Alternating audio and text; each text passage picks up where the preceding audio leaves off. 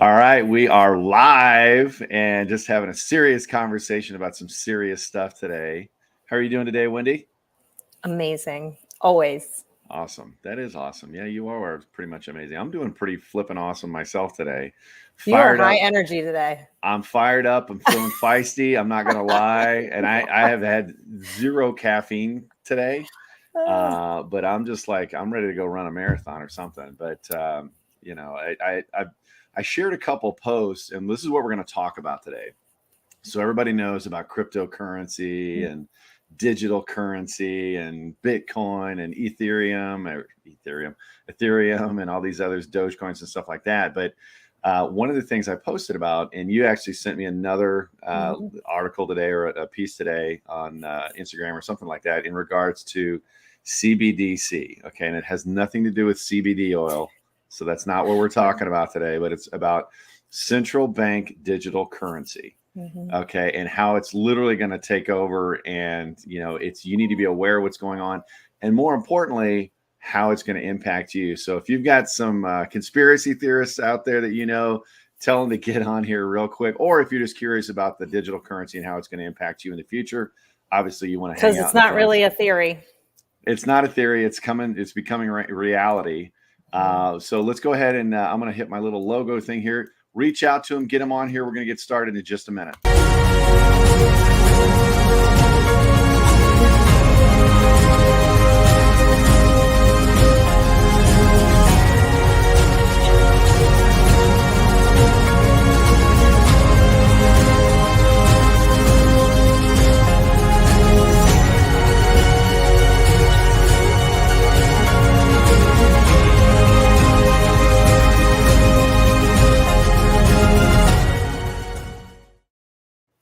Yes, and that fits my mood perfectly. So CBDC, what do you know about it? Cool. Well, so the theory I have had for several years is the whole one world order, and that means one currency and one government, and so the CBDC is this currency that's one currency for the whole world that's tracked, and it's in the blockchain, and basically they can account for every single dollar or token or whatever they're going to call it spent, where it goes, complete control. So and that's it's interesting. It's scary as hell too. I'm not going to lie. I mean, George Orwell, 1984, all this stuff. So, and I said it when crypto kind of came on the scene with Bitcoin and things like that, and it got popular. People were going to Bitcoin as a monetary system outside of government control, right? And it's also completely private. And, of course, the different governments around the world right now are spinning it as, hey, that's a great place for, some bad stuff to happen, human trafficking. Nobody likes that. And that's kind of the marketing message behind it. But guess what? I think there have been a lot of US dollar bills seized in drug arrests and stuff like that as well. So it doesn't matter what the currency is. It can be used for good or bad. Right.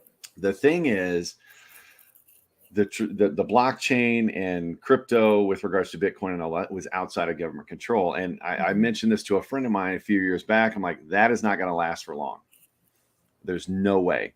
No way that the powers that be are going to allow an entire monetary system to not be under their thumb, under their control, under the federal bank's control. So what happened? Well, you started seeing countries, India, I think was the very first, followed by China. And then India outlawed, the cryptocurrency, the traditional ones, Bitcoin, things like that. And then they had to bring it back. They said it was unconstitutional in their constitution as well. But what's happening is you've seen the U.S. even start to creep into that world. I think it was last year or maybe 2020 on your federal tax returns, they ask you the question, do you have any e-currencies, things like that? And if you don't answer that question correctly, it is a federal offense, not a fine. It's a federal offense. And so they've been trying to find out ways. And so now you've got all these organizations or these countries creating their own central bank digital currency, basically their answer to Bitcoin and things like that. And what's going to happen, and I guarantee it, all these countries, once that's in place, will then outlaw the others. Right. Okay. Yeah. and because they want everything in their thumb. And imagine what that would do to your privacy and the control that they would then have over you. Mm-hmm. What would, Well, I go back to when Facebook shut me down. So Facebook seriously, jail. They didn't just jail me. They like legit deactivated my account and I never got it back. I had to start over. Right. And you and I had this conversation back, I think in December about, there's now like not just digital currency, but there's these digital worlds you can live in and you can buy digital real estate. And, Snoop Dogg built a digital house that people have to pay access for. It's crazy what's happening. But the thing is the more that even, some people talk cars, the electric cars that are on the grid, right? And the more that things move towards that, digital world, the more control the powers that be can have over it. And if you don't like their views, and this is where it's conspiracy theory, right? But like, take a look at the reality of what's happened in life, in the last few years. Like, if you don't agree, if you don't like it, if you don't agree with something, like, and they have all your assets at their fingertips in full control, right? And like I said, go back to my Facebook. Like, I posted something Facebook didn't like, and they wiped out, all my pictures, all my trainings that I had done, like everything gone in a second because they didn't like something I posted. And I never got a warning. I just got, you violated our community standards. Right. And we deactivated your account. Like, what if they could do that with your money? We saw what happened in Canada. Right. Yeah. That's a great point. What happened in Canada? Truckers, yeah. People donating to the truckers. And then all of a sudden, if you donated and they tracked that because you did it through a website, they tracked it and they froze people's accounts. Yep. Like, that's some scary stuff right there. Yeah. Yeah. Well, and you combine, you say it's kind of fake or, not fake, but projected out there or whatever. It's one of those things that you look at what's going on in China right now. China is actually implementing, they've got facial recognition everywhere. And as well as I do, cameras are literally everywhere now. But they also have what they call a social score. And, that they enact. And imagine that you not only have a credit score, you have a health score. And imagine now that you have a social score on how compliant you are with the government, how outspoken you are, and things like that. What could they do? And Canada, that's not some third world nation on the other side of the planet. I mean, that's like our freaking next door neighbors. Call it little America. And I just pissed off a bunch of Canadians with that statement. But it's one of those things that they literally just went in. Okay, we're going to shut it down and we're going to freeze your accounts. Imagine what that would do: buying food for your family, paying your bills, all like that. And you could probably unwind it, but that's going to take you time and expense to have that happen just because of, the fact. And that was with, today's currency, Canadian dollar bills and things like that. Imagine in a digital world where they could literally track everything, every transaction, everything that you do is now trackable. And you look at the invasion of privacy, but also you look at what I call the gray market, right? You've heard of the black market, but the gray market, that's legal activity. Like if I'm helping you do something, or I buy something from you, say you're selling a car, and I pay you cash, a couple grand or whatever, this, that, or the other. Now all of a sudden all that's traceable. Why? Because they want the tax dollars. That's why Biden and the administration snuck in, in an overnight signing, they snuck in the whole, let's lower the transaction reporting amount from $10,000 to $600. So now all your Venmo activity, Zelle activity, all these different, monetary transaction units are being tracked. And now you're going to have to pay tax on that. They said there was $30 billion in tax dollars sitting there that was, now they're going to start taking. And who are they taking that from? Us. Yeah. Us, right? Us. Yep. And there's no getting around it anymore. So those cash jobs and all that stuff. And what that's going to do is now, because of taxation, that prices are going to have to go up. Not that they haven't gone up already in the last year, so that's what just really the invasion of privacy and the reach for control over our everyday lives is what's really, it's got me pissed off. I'll be honest with you. Yeah. So. Yeah. The video I sent over this morning, it was not a World Economic Forum, but something like that. And the lady talking was saying that, how this is kind of a good thing. It's really cool. And she goes, but we need like a what'd she call it? Like a constitution or some kind of digital bill of rights. Digital Bill of Rights. Yeah. Like, so we have some kind of rights because she realized in what she was saying that we could literally be stripped of every right by them doing this one world currency this way. And, you know, I'm a Bible believer, right? And so like, I think it's inevitable, right? A one world order at some point. I still hope and pray that this isn't it. We're going to have like a big revolution and, you know, we're going to go back to like real money and all of that good stuff for, you know, till my great grandkids are grown. But I don't know. It's with the way technology is moving, like, you know, so my question, because I actually don't know the answer and I don't know if there is one, John, like, what do we do to prepare? Like, is there anything to do?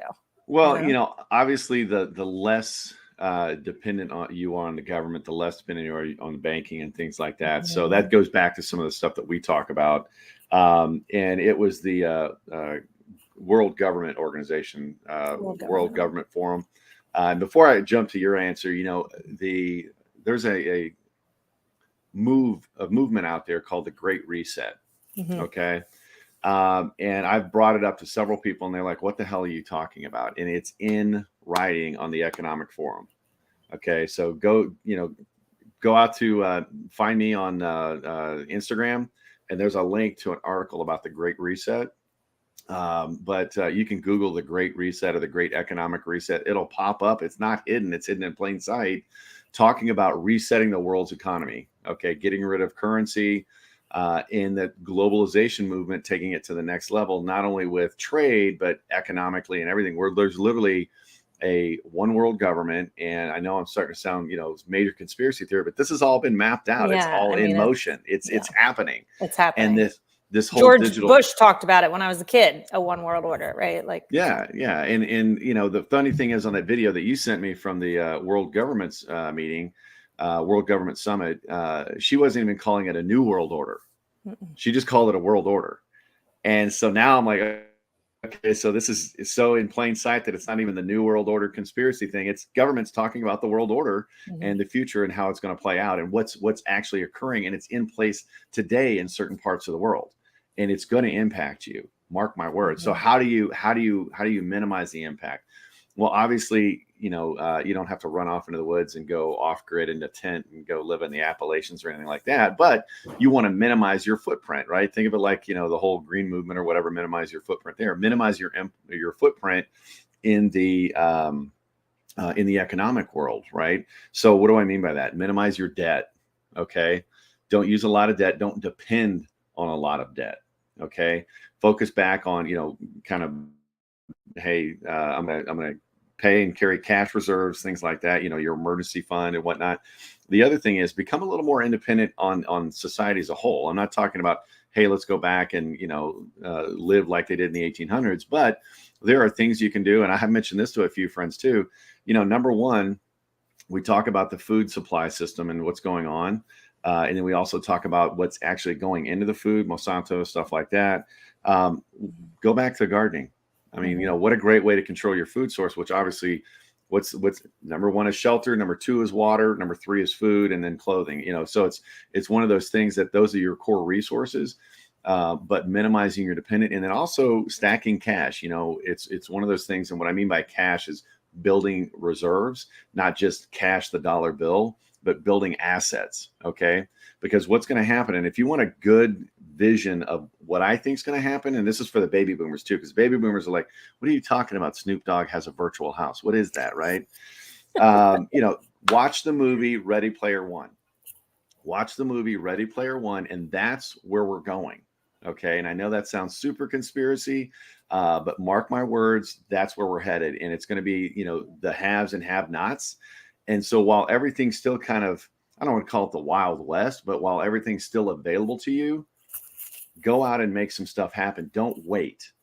Okay. You don't have all the time in the world, folks. And I tell this to people all the time, you know, between money and time is so much more valuable, and the window is closing on opportunities. And, you know, if you're watching us from the US, I mean, we live in one of the greatest economic opportunity countries there is. I was in a networking group this past week, and you always hear, I don't have money to do this, or I don't have this, or whatever. it's out there. You just got to go get it. There was a guy, literally a business owner, had a business, and what does he do? Poop Scoop or Poop Patrol was what his name of his company was. And he's like, yep, I do exactly that. I come to your house and I pick up dog poop. The guy's making $100 an hour doing this. Okay. Wow. And he's got a pickup truck. He's got a cool t-shirt, and that's what he's doing. $100 an hour. Okay. And that's just like the him guy getting who sold started. rocks, became a millionaire selling rocks, the pet That's rock. the pet rock. I mean, so that's my point. So stop buying your own excuses of I can't do X, Y, or Z because I don't have enough money. Get your priorities straight. Start stacking some dollar bills and pull out and remove yourself as much as you can from dependency on the current economic system with the credit and things like that. You know, start walking your own path, your own journey. It's all about experiences over things anyway. I've said that 1,000 times, and I know you're in the same mindset of that. But, you know, we've got to do something now. And don't be afraid to get political too. Write your senator or whatever and say, what the hell's going on with this? You know, what's the intent? But be aware of it. The more people that are aware of it, the less they can kind of sneak things through. And all of a sudden we wake up one day and it's just, you know, it's scary. Knowledge is power. Yep. Knowledge with action is power. So do something about it. Don't just, you know, learn about it and go, okay, well, nothing I can do. What's on Netflix, right? So anyway, but yeah, so it's central bank digital currency. It's coming. You should be aware of it. And Robert Kiyosaki. Do some research. Robert Kiyosaki, and I'll close with this. He made a great point of, you know, collapsing markets and things like that. And we're coming up on a big market correction right now, folks. If you haven't figured that one out, welcome to the show. But the second one, you know, talking about the cryptocurrencies and things like that collapsing. So we've seen all these coins going up and going down, going up and going down. And then you see some manipulation too with stuff that goes on Reddit and Dogecoin and things like that, where, you know, right, wrong, or indifferent, it happens, which impacts you as well. So the thing that he talked about was gold and silver. And looking at, does gold and silver ever collapse? Not really. I mean, it goes up and down, but I don't think it goes up and down in value because it's not an investment per se. I look at it as a store of wealth. So when you see the price of gold and silver going up, that's the dollar bill getting weaker. And you start looking at some other, you know, things that are going on globally with regards to the petrodollar. If the petrodollar goes away for the U.S., that dollar bill is going to be worthless. And that's a scary prospect. So I think that's another reason for the shift of the world digital currency too, to make us much more dependent on one another. But anyway, I think I want to connect with some Amish and Mennonite communities. There you go. You don't have to go to that extreme, but hey, being a little more self-reliant, nothing wrong with that. They are. Being a little more self-reliant, there are no problems with that. So this isn't to, you know, meant to scare anybody. It's to wake everybody up and just realize what's going on around you economically. If you need some help on it, or you just have more questions, whatever, reach out to us, post a comment at Black Swan Money. That's how you reach me. At Wendy Lee Online. That's how you reach her. And if you want links to those videos, we can send them to you too. Yeah, definitely. As a matter of fact, why don't we just go ahead and post them in the comments so, you know, people can see them. But do me a favor. I know you love us. I know you like us. So subscribe down below. Do us some favor and share this. Share this with some friends. And, you know, let's start talking about this stuff, because the more we talk about it, the more we make everybody aware, and the better you can prepare your financial future for you and your family. So everybody, Wendy, it was great. And I hope everybody has a great week in front of you. Bye-bye.